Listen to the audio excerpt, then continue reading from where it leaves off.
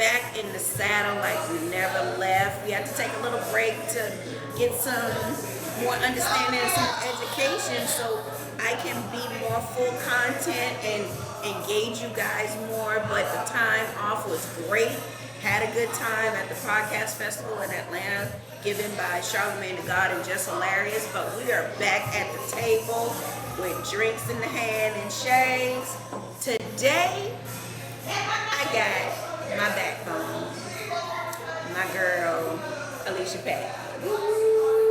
My girl. So, we just gonna jump straight in and Alicia, tell my two-piece fam who you are, what you're doing now, and then we're gonna kick off into the show.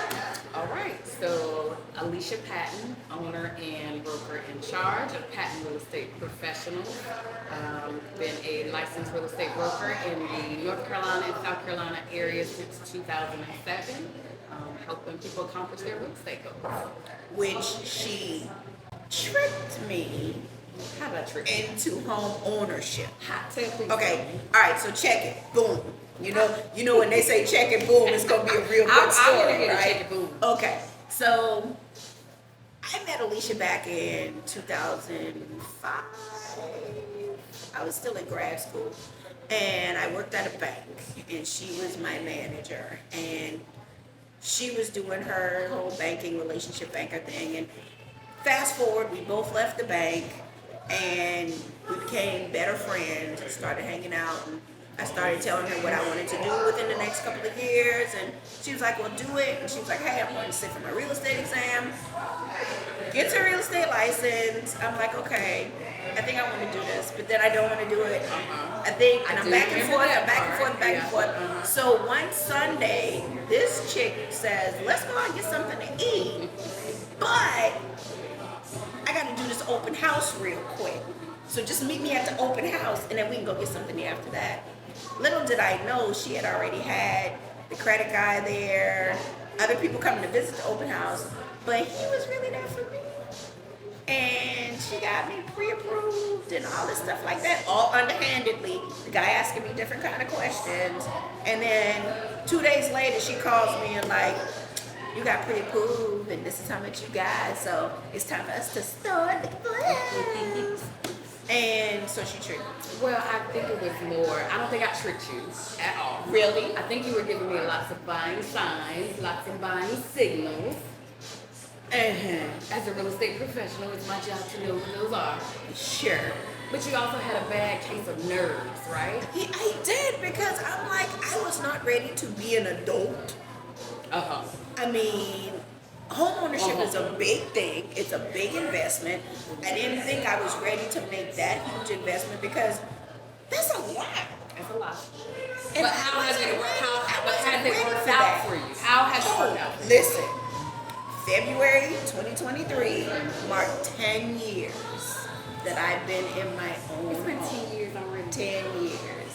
And I hadn't burned it down yet. I had a couple of I was gonna say you had a couple emergencies though. I do remember a couple phone calls, a couple emergencies. Had to break in the house. A all couple that good times, stuff. yeah. I locked myself out, didn't know how to get back in, set the alarm off, all that good stuff. But anyway, she tricked me into buying a house. We built it from scratch, which was a good thing. And I learned a lot just from her professionalism, but I also learned a lot through her telling me about patience and letting fear go. And I had to realize that it was time for me to do that. So when you left the bank back in the early 2000s and decided to pursue your real estate license, like, you just up and left the bank. You were just like, I'm out. I did. But if you recall, honestly, so after I got my license, I actually did both for a very short time period, right? So I called myself, I cut my full-time hours, I started working part-time so that I could start selling, start to build some business up under me. I think I got my first 2 transactions under contract and I was like, deuces, this is what I really wanted to do, so jump, right? I jumped and I haven't looked back. since, and things have been working out. So I started out at another firm, selling a couple transactions per year. Now I have my own real estate firm, showing other agents how to sell. Doing very and do well. The same thing that I'm Doing very doing. well. And we just continue to grow. So it has worked out. Yeah, which you tricked me again, and I'm not gonna say this. I again. don't like the word trick. Okay, I but she think really persuaded me I helped you make a very smart decision. get into the decision, which I don't regret. I helped you I make don't a very regret. smart However, I didn't think I was going to get it, y'all, because the day of closing, I will say that goes down in the history of closing in her book. My closing lasted for 8 hours. Like a whole 8 hours. It was a whole lot of bullshit back and forth. You know, I got laid off. I didn't know what was going on. I didn't feel like it was going to happen. But 8 hours later, I got my keys and we was ready to. We was about to rig some stuff too. Not to be funny, but you know, we was about to rig that. You was about to rig that. Well, I mean, okay, well, I was about to rig it, and then we was gonna figure out a way to get them keys. You know what I'm saying? I mean, come hell out, what I got Were you that really gonna money. rig this? I was gonna rig. I mean, I was gonna. Here. You was You was gonna rig You? this stuff? you. Wait a minute. Okay, we don't want to talk no illegal stuff going on here, but it happened. And lo and behold, it happened the right way. And I got my keys 8 hours later. And here we are 10 years later. I still have my house. It's becoming into a home. I've You've made some enjoyed money. it. I've made some You've money. made some money. I've made some great equity. My parents were very elated and very happy of the move that I did make. The year of me buying the house, that was the toughest year because a lot of things happened during that time. I lost my father, I lost my grandparents.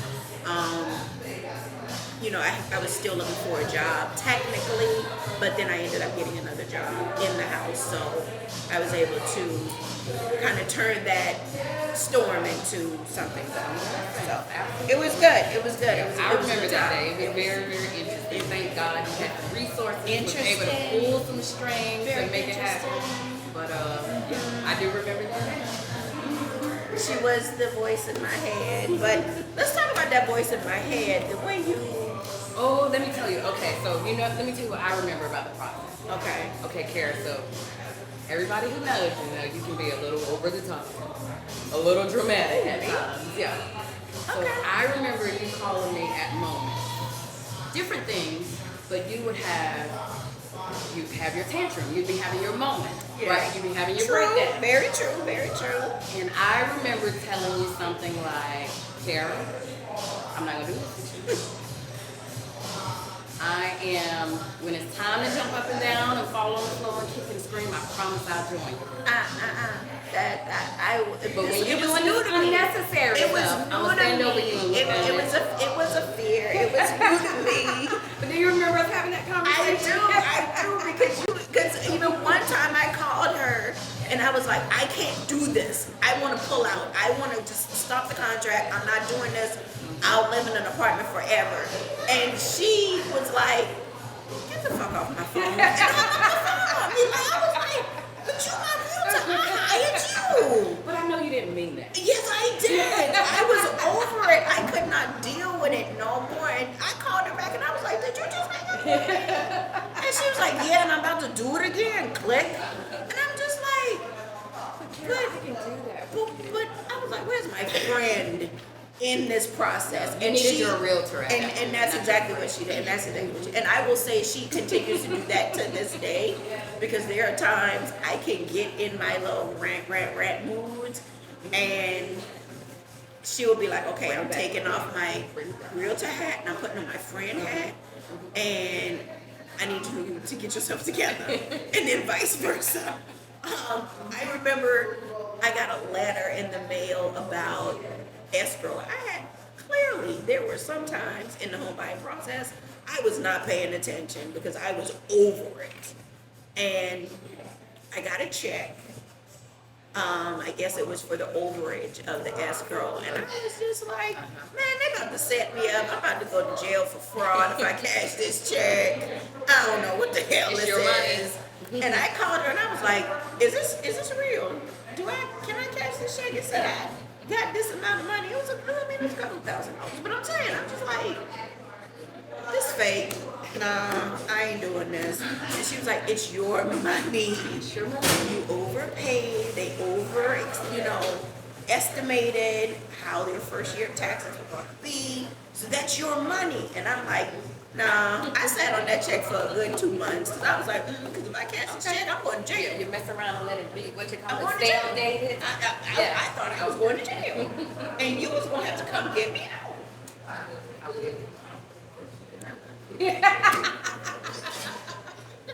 But that's how shenanigans began. You better know. Just all of that. So from all of that and leaving a job, stepping out on faith and the fear, having a family, doing all that, still being, I would say a role model to not only your kids but to your community and getting into philanthropy and stuff like that. How do you keep yourself grounded outside of all of that? Because you keep me grounded. I don't know how with her shenanigans. She keeps me grounded somehow, and I don't understand how. Besides drinking. That's a help for sure. That's a really great question, Carrie. That makes me think a little bit. But honestly, I think it's my family that keeps me grounded. Definitely my faith that keeps me grounded. And to me, it's just what I do. It's a part of the routine, right? I got people that depend on me, so falling off is not an option. It's just keep going, keep doing it. But like me, I'm married, I don't have any kids. I'm just like, Shit, falling off is still not an option. right. Yeah. Right. That's okay. It's not. Family falling off is still not an option. It's really not, because I still gotta produce in order to keep myself going. You know what I mean? Absolutely. Yeah. So let's get into some of these shenanigans. Okay, so let's talk shenanigans. So I remember one time I called you because I was in a dating situation. And I gave you the situation, and I was upset about arguing and tired of arguing with this particular person. And I called you because I was going to do something stupid. I really was going to do something stupid. And I didn't felt support you you did. You did support. That's what scares me. You did support me. And I heard your voice in my head, and I was just like, should I continue dealing with this person because I'm continuously arguing and stressing out and everything like that? And you were like, I would say no, hell no. right. Yeah. And What else I'm saying? the motherfucker still gonna talk to you. She said that he's still calling. And I'm just like, I need all this to stop. I need it all to stop. And you were just like, So be it's not gonna prepared. stop. Yeah, be It's not gonna prepared. stop. Yeah, you have to make a decision on Yeah. your own. Yeah, but you gave me that advice. You gave me that, all the fuckery, foolery that was going to happen along with the continued calls and stuff like that. So Was I right? You really were. So I got a question. Okay, you have 3 amazing children, and as a parent, when they get out in adulthood and little shenanigans happen, for example, kids today are on a new generational thing versus what you and your husband grew up on. It's You know very what I mean? different. Yeah. How do you combat the learning from what y'all learned and what y'all did to the shenanigans and bullshit that they do? I'm still learning. 3 kids in. The youngest is 13. I think everything changes, even day to day, week to week, month to month. their games, their stories, their lines. It all changes, right? But I think dealing with the kids, you have to have an understanding and know who your kids are, right? And what I mean by that is a bit of knowing their signs and signals as well, right? Being able to see and understand when they're uncomfortable, when they're telling a lie, when they're, unsure about something, or when they're plotting and planning. So it gets a little bit better, but it's still different with every kid. Because see, I haven't given up on being a parent. Okay. I'm giving myself another 4 or 5 years to have a kid. Okay. You know, I'm done with it. I mean, and I look at that and I'm just like, should I have just had a kid early, just to have a kid so I can have a kid? But I'm already on the other side of my late 40s and want to still have a kid, but these kids now are, Well, it's a different they on ballgame. some new shit, right? They They really think that they can do something like on social media and say something and do something, and they can just turn around and say, "Oh, I'm sorry, y'all," and then think it's erased.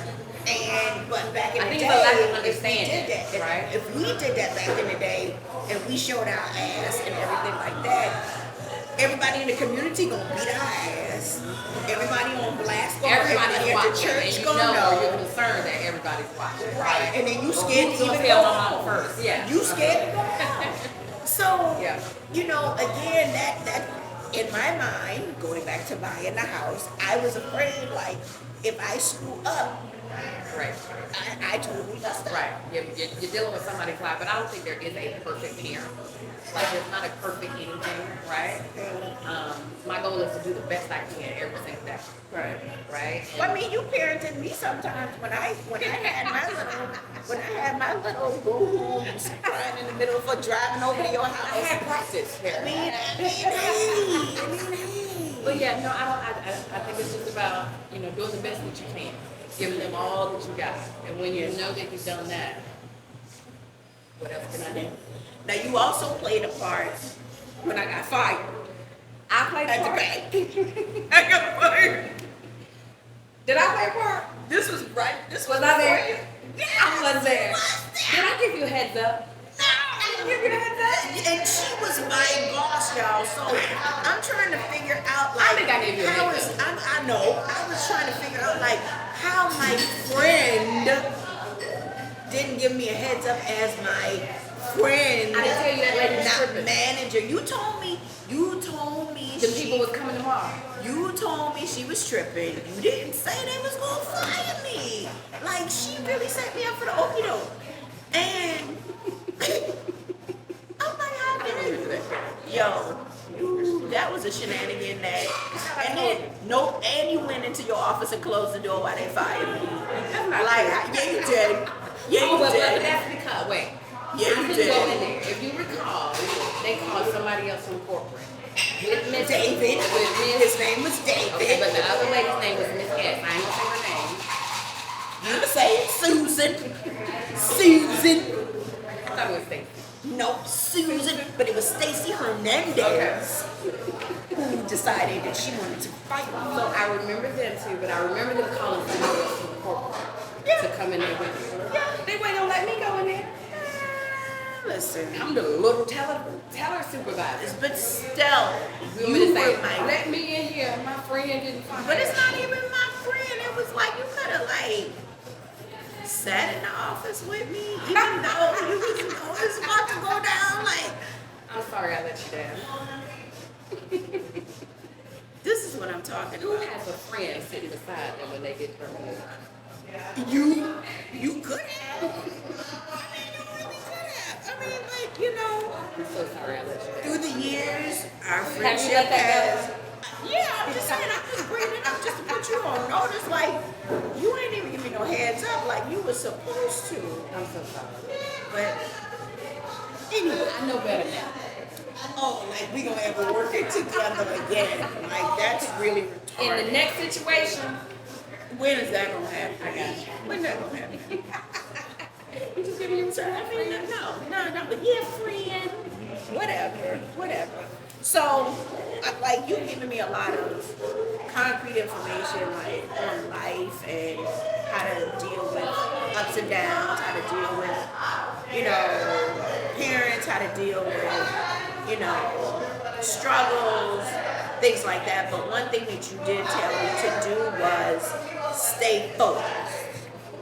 You got to stay focused in order to get where you want to get. And, even with the shenanigans and all the stuff like that, it's like, sometimes I'll be like, shut up, stop being so, and let me just be. Let me just be.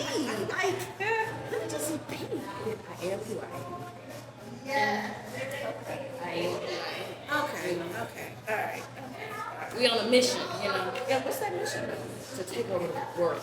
Make ish happen. Okay, Pinky. I have a dream, but make ish happen. Okay, Pinky. You gotta make ish happen. Okay, Pinky. No, brain. I'm the brain. Yeah, and Come I'm on, Pinky. let's go Pinky. Oh, wow. But honestly, so Jeez. Kara, but it's a mutual thing. I would say, of course, I've been there for you. Some moments. Of course, you've been there for me too. For sure, right? Yeah. We've got into some dirt, some trouble. The driveway, the driveway. We may or may not have. I ain't even gonna say it. No, we're not doing that today. I'm not even gonna say it. We're not doing that But today. you've definitely been there for me as well. Yeah. All I got to say is to the husband, I was behind the majority of the things that happened, especially the driveway situation. I'm just going to say the one that we had to pull up. I remember the car scenario. The car scenario we had. The car And then, that was when you were pregnant. The car scenario. Yeah, I'm talking I remember about. that one clearly. Correct. And I was the culprit on that one, and that had some other implications going on. I don't want to implicate nobody who's a minor right now. But I was that driving force to the other one where we had to go in the trunk and get some stuff. But that was my fault. That was my fault. That was my. And it was something illegal. But I'm gonna just go ahead and say all that was my fault. That was all me. That was all me. That was all me because you had other stuff going on. That was all me. That was all me. I promise. That was all for real. That was all me. So. You saying some stuff. But what do you mean? You saying some stuff. I said what I said. You got me through some of the darkest dating that I thought I couldn't get through. You know what I mean? I didn't think I would ever date again, but I did. And you kept telling me you just didn't find the right one. You got time. You got time for bullshit, right? And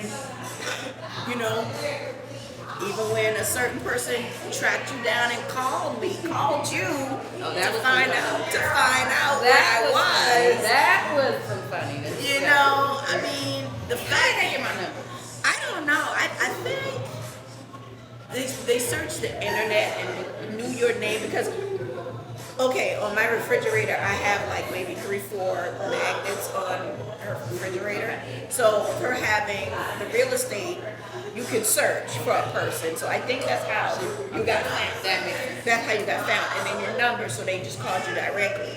But, Yeah, I remember that call. yeah. That was interesting. But again, you told me the bullshit about to start. So I'm gonna tell you how this is gonna happen, and I need for you to work this way, but stand your ground. So that's normally how that works. Do I think I'm a relationship expert in this relationship? Maybe because I'm always blamed at fault, saying I got like 5 birthdays in 1 year, but it's really not me. I'm just the scapegoat. No. Wait a minute, is he gonna watch this? Probably. Oh, She is well. not the scapegoat. My bad. Yeah. Things But other he did things swear you happen. had 5 birthdays. Swear up and down, but he be swearing it's all me. That's all I'm gonna say. That's all I can say. I can't help your birthday. Because I don't wanna. I just don't want to mess up our friendship. friendship after we get off the camera, you know what I'm saying? Yeah, right, like, just come around real quick. And it's about to come around again. So, What can I and we haven't had, we got like 20 celebrations now because we hadn't been celebrating these past couple of years. maybe 3. Yeah, 2019 Yeah. or 2018. That sounds about right. Yeah, pretty much. So,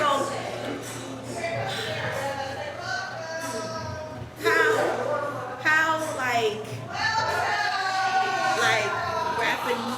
wrapping everything up as a friend and a professional individual to me, do you look at other situations of you and I in as a growing connector continuously? Like, you know, you were there when I lost my dad, and you were there when I got the house, and you were there when I had some issues and medically and all that stuff like that, and vice versa. I was there for you too. Like, pulling all of that together, you know, how are you still feeling with all of that, even though it's just a friendship, but also with everything else? I would say, so as time has progressed, right? I think when we initially connected, I don't think Brandon was doing it, No, he wasn't. right? Because you was not having, you got pregnant and you refused to have him on Valentine's Day. No. Wait. Okay, there was 2 things about that. Oh, that's funny you remember that. 2 things about that. You called me and said, I'm about to go But it was into Friday. labor. My due date was Friday the 13th. Friday the 13th, and you said you were not going to have a baby on Friday the 13th, and you were not going to have a baby on Valentine's Day. Yeah. So you were going to walk and do everything you're supposed to do, and that baby came on the 12th. Everything. I was like, this guy was really crazy. And I'm trying to have a baby, and you making me trying to figure out Friday if the I'm going to 13th have a was the baby. date. No, I didn't want to. No, that You wasn't made gonna me work. have to really think I didn't about want to having wait a till the baby. day after. But it's got to be the 12th.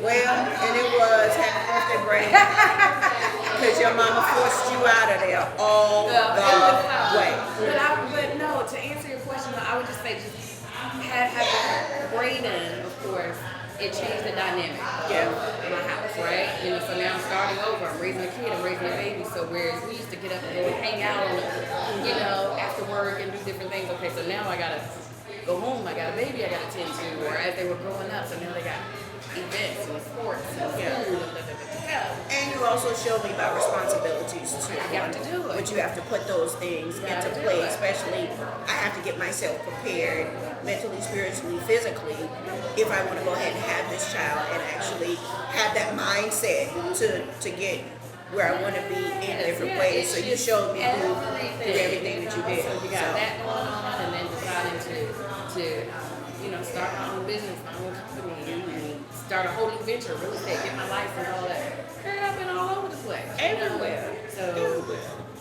yeah. Cool beans. Well, I want to say thank you to Alicia Patton. Thank you for having Shout me. your social media out so we can get some people in some houses, get some appointments, get some consultations, get all of that going. So you can follow me online everywhere. Patton Real Estate Professionals. Patton Real Estate Professionals. Facebook, Instagram, website. PattonRealEstateProfessionals.com. Absolutely, and as always, fam, thanks for tuning in. It feels good to be back in the chair in front of the cameras, letting you listen to some of my shenanigans and my rants. So, as I say, where we going next? And her favorite realtor and friend. So, shades on, glasses up. 2 piece, y'all. See you later.